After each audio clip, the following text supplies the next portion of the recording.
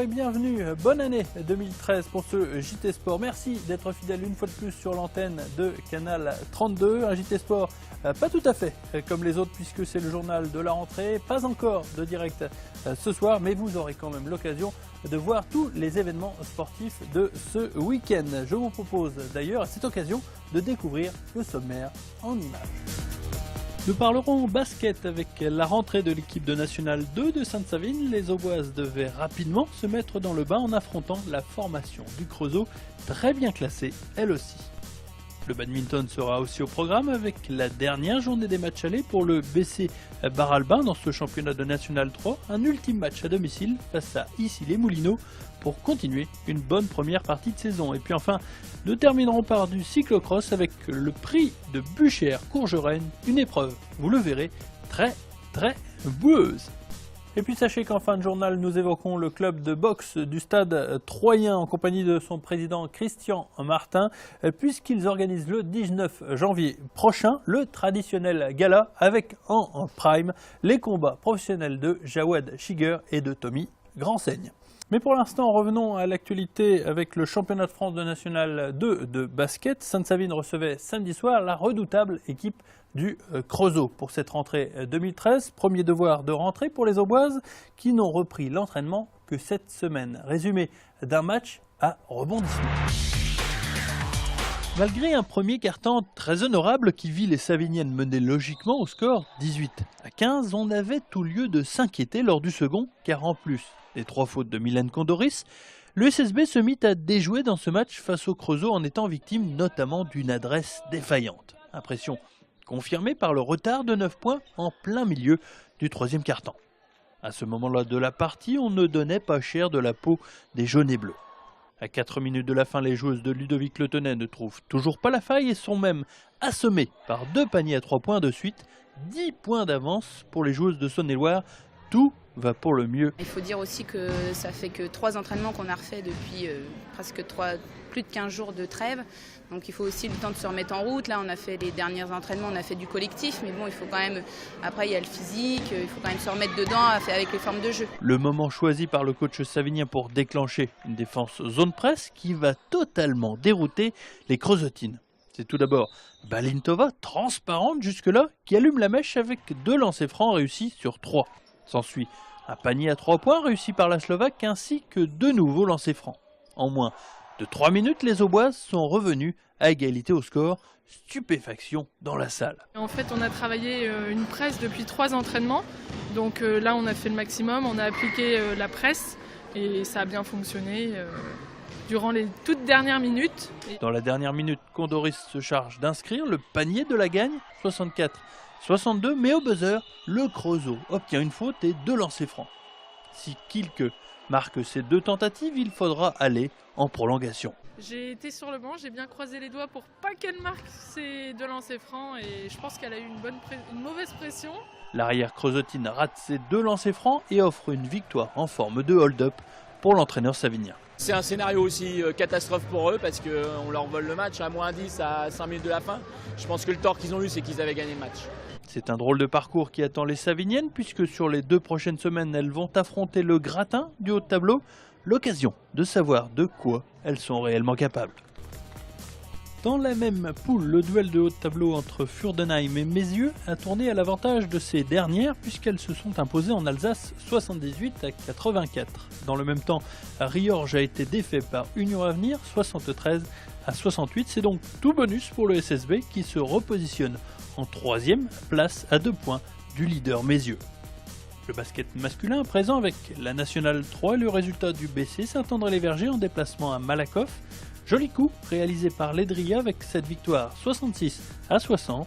Les autres cadors n'ont pas craqué non plus avec les victoires logiques de Sceaux, Douai et Récy, toutes à domicile. Au classement, le BCSA est toujours second à plus de 3 points du leader francilien, Douai, et 3e à 1 point des Aubois.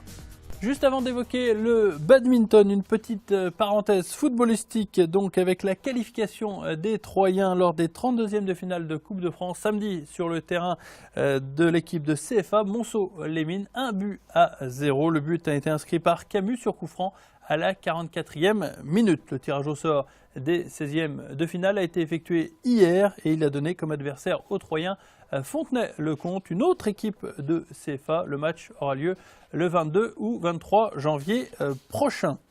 Et puis enfin, vous le savez, les Stacks affrontent Lyon samedi à 17h au Stade de l'Aube. Et à cette occasion, Canal 32 fait toujours gagner des places par le biais du téléphone portable. Il vous suffit d'envoyer le mot club au 71 003 par SMS. Vous serez peut-être tiré au sort.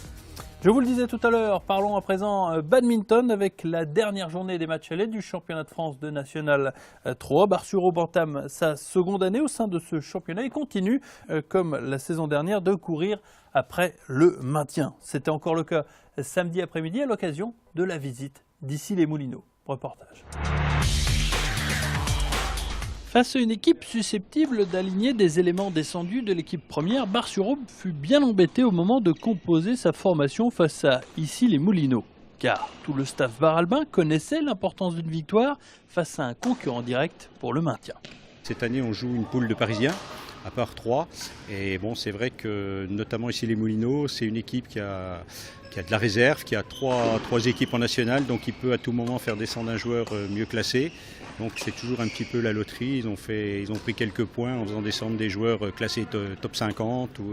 Donc c'est toujours un petit peu difficile. Et puis il y a Aulnay qui joue la montée et qui sont à mon avis inaccessibles pour toutes les équipes. Donc c'est vrai qu'il faut essayer de se maintenir à cette 4e place qui nous assurerait le maintien. Dans ce début de rencontre, cela part mal puisque le numéro 1 de l'équipe, Sylvain Fréclin, s'incline logiquement face à un adversaire pourtant classé à 4 comme lui. Une défaite lourde de conséquences car, sans le dire vraiment, les bar-albins comptaient énormément sur cette victoire dans ce début de match. On avait l'intention de mener 4-0 au début parce qu'on comptait gagner les 4 simples et malheureusement on a perdu un simple homme parce qu'ils ont mis un joueur qu'on n'attendait pas en simple homme. Donc ça voilà, ça a un peu décalé dans le comptage des points mais c'est encore faisable, ils vont prendre le mixte et puis ça va aller. Car oui, ils mènent 3-1 grâce aux victoires consécutives de Cédric et Sandra Fréclin ainsi que Julie Millet. C'est insuffisant toutefois pour les partenaires de Sylvain Fréclin qui voient revenir ici les Moulineaux dans les rétros à l'issue des simples. Malheureusement, les deux doubles sont fatales à la formation auboise qui abandonne finalement la victoire aux Franciliens 5-3. Ici les Moulineaux, en général, c'est le genre de match, c'est là où ils prennent des points. En général sur les doubles, ils sont assez forts en double, c'est assez logique, quoi. Pas une catastrophe en soi cette défaite pour l'équipe de Bar-sur-Aube qui devra toutefois cravacher pour obtenir ce maintien si précieux en National 3. Et puis enfin, pour clore ce journal, je vous propose de vous rendre à Buchères à l'occasion du prix de cyclocross organisé dimanche. Une course dont l'intérêt était relancé puisque le leader habituel, Romain Bois de la SPTD 3, était absent. Une compétition rendue difficile toutefois par l'omniprésence de la boue sur le circuit. Une course sans Romain Bois, c'est une opportunité pour tous ses poursuivants de se retrouver enfin dans la lumière. Mathieu Urbain profite de cette exposition momentanée pour se faire la belle en tête de course. Le coureur du CC Charlotte est suivi toutefois comme son ombre par son coéquipier Antoine Foisel. Au fil des tours, le jeune Aubois prend ses aises et met de plus en plus de distance avec Foisel et Delbove qui s'installe en 3e position. Mathieu, je savais qu'il fait des gros départs et après qu'il peine un peu après. Je me suis dit je vais le laisser partir et puis on verra après, c'est un coup de poker. Soit ça passe, soit ça casse. Soudainement, Urbain craque et doit laisser partir Foisel tout seul. Les raisons ? La boue qui devenait trop problématique à gérer. J'ai voulu essayer de faire le plus de tours sans changer de vélo. Puis à un moment, ça roulait plus. Du coup, Antoine est revenu, puis il m'a lâché. Et puis j'ai pas la même position sur mon 2e vélo, vu que je fais de la route avec. Du coup, j'ai pas changé et j'ai eu mal au dos. Après, je suis tombé. Puis après, j'ai rechangé de vélo, mais bon, Antoine était déjà loin et je me suis pas pris la tête. Je me suis fait ma petite course. C'est pas mon objectif aujourd'hui. Foisel peut alors s'envoler en tête de course, d'autant qu'il accélère de tour en tour. Derrière, Mathieu Urbain est même dépassé par Jimmy Delbove pour la place de second.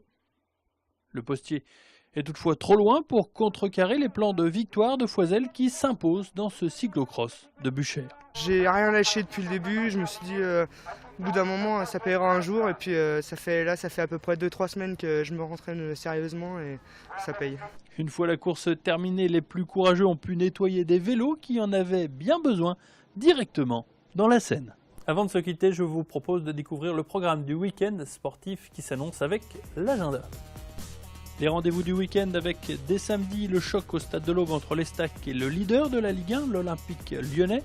Un match à un horaire inhabituel, 17h, samedi 12 janvier. Autre rencontre prévue ce jour-là, celle de basket avec le match de National 3 entre le BC Saint-André et Neuville. C'est à 20h au complexe Bianchi. Le lendemain, c'est le rendez-vous des cadors du cross-country avec les championnats de l'Aube, une épreuve organisée au complexe Henri Terré par l'ALCT, première course à partir de 10h.